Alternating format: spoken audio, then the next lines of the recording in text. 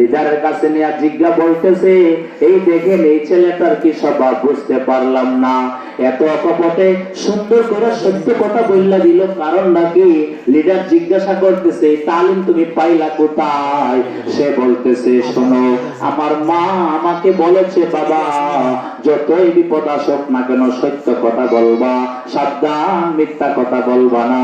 আসিদকু ইউনজি ওয়াল কাযিবু ইউহলিক, সত্য মানুষকে নাজাত দেয়, মিথ্যা মানুষকে ধ্বংস করে।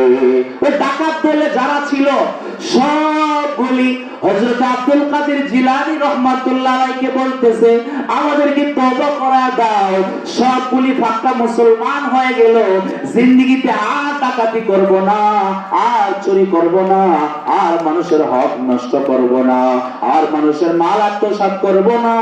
এই ছোট্ট বালক সে এত সুন্দরভাবে সত্য কথা বললা দিল, আর আমরা কত হাজার হাজার মিথ্যা আশ্রয় নিতেছি, না জানে আমাদের জন্য কত অবাল অপেক্ষা করতেছে। দেখছেন, ওই ছেলেটা সত্য কথা বলার কারণে সে নাজাত পাইছে না ধ্বংস হয়েছে?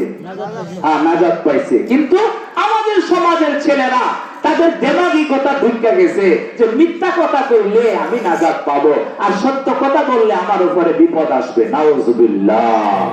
এইভাবে মুসলিম শরীফের যে ইমাম নববী রাহমাতুল্লাহি আলাইহি যেই হাসিয়াটা লিখছেন কত সুন্দর কইরা, ওইখানে বড় একজন মুহাদ্দিস, কিবারে মুহাদ্দিসিনদের মধ্যে যার নাম আসছে হযরত রবি ইবনে হিরাস রাহমাতুল্লাহি আলাইহি, বুখারী শরীফের হাদিসের সনদে ওনার নাম আছে, আবু দাউদের সনদেও নাম আছে, মুসলিম শরীফের সনদেও নাম আছে। এরা দুই ভাই, রবি ইবনে হিরাস, রুবাই ইবনে হিরাস। কত ভাই?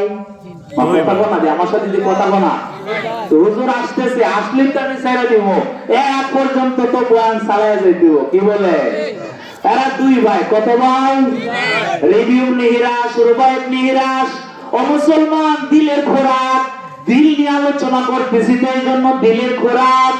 রবি ইবনে হিরাস, রুবাই ইবনে হিরাস জিন্দেগি তো এরা হাসি দেয় নাই, ওরা শপথ করে নিয়েছে, হালাফা আল্লাহ ইয়াকযিবা, ওরা শপথ করে নিয়েছে যতদিন পৃথিবীতে থাকবো মিথ্যা কথা বলবো না, মিথ্যা কথা বলবো না। দুই নাম্বার, আল্লাহ ইয়াদহাকা, হাসি দিব না। আর জিজ্ঞাসা করা হলো, কি ব্যাপার, হাসি দেও না কেন? বলে, জানি না তো মরণের পরে নাজাত পাবো নাকি ধরা পড়া যায়। যদি ধরা পড়া যায় এই হাসি তো হাসি থাকবে না রে, আবার জাহান্নামের প্যাসেঞ্জার বানাইয়া দেওয়া হবে, এই জন্য হাসি দেয় না। কিন্তু দেখা গেছে যখন ওনারা ইন্তেকাল করেছেন, যারা তাদের গাছের ছিল, যারা তাদেরকে গোসলের ব্যবস্থা করেছে, ওনারা সাক্ষী দিয়েছে যে আমরা দেখতেছি খাটিয়ায় শুয়ে শুয়ে দুনু ভাই মুস্কি হাসা হাসতেছে, সুবহানাল্লাহ।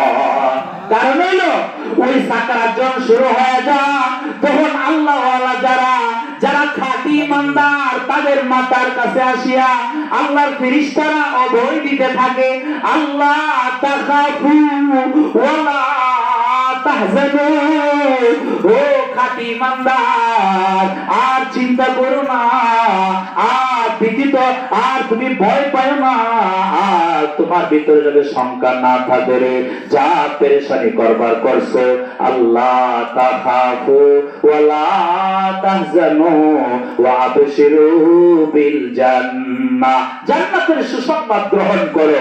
ও আল্লাহর বান্দা, ওই দুই ভাই ওই সাকরাতের সময় বিকেলাইছে, কারণ সাকরাত যখন শুরু হয়ে যায় বেঈমান যারা, ফাসিক যারা, তাদের কষ্ট হয়, কিন্তু আল্লাহ ওয়ালা যারা, এদের কষ্ট হয় না, ওরা হাসতে হাসতে আল্লাহর দরবারে চলে যায়।